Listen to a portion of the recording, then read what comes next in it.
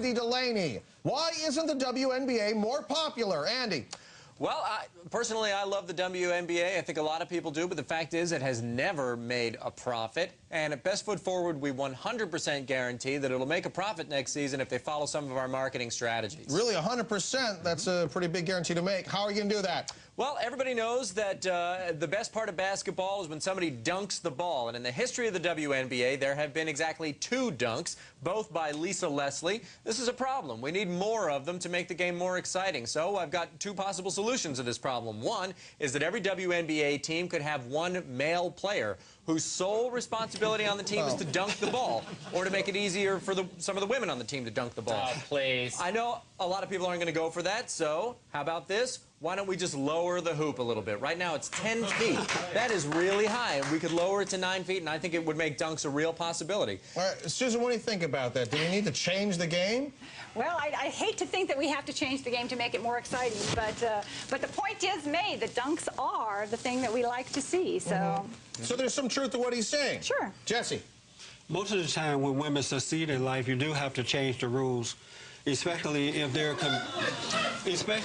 competing against men. Men are stronger, faster. Well, yeah, but these aren't... And so to have an exciting game, you're going to have to lower the standards a little bit for women, too. So you agree with this? You think actually this makes sense to you? That's the only way it's going to be exciting. The only way it's going to be exciting. Yes. Okay, all right, go ahead, Andy. Absolutely. He's absolutely right. You know, the fact of the matter is that basketball's a little too hard for women right now. We can make it easier. That's just condescending, isn't it? bagging on women, basically. Yes, exactly. I'm not. But Chris, it is known that women tend to overreact to pressure. They can't. Absolutely.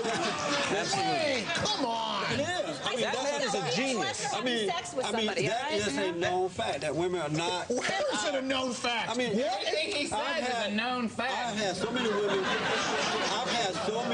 Tell me.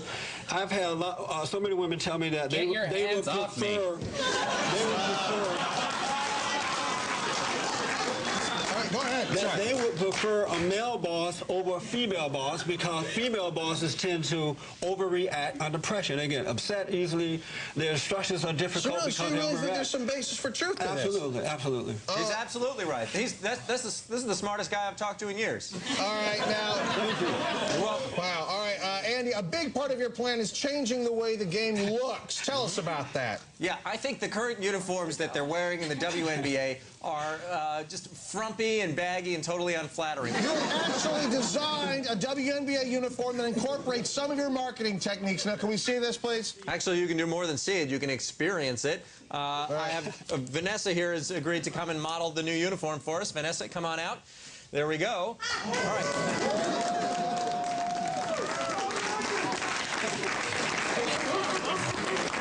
Okay, now the most striking feature of this uniform is the new top. Unlike the jerseys that they're wearing now that are all bulky and just hang there and don't show us anything, this is made of mesh and lycra. It's obviously very form-fitting. We can see absolutely everything that she's doing when she moves around in this, and that gives us the great new insight on the game. Why don't you show us, show us how you move around.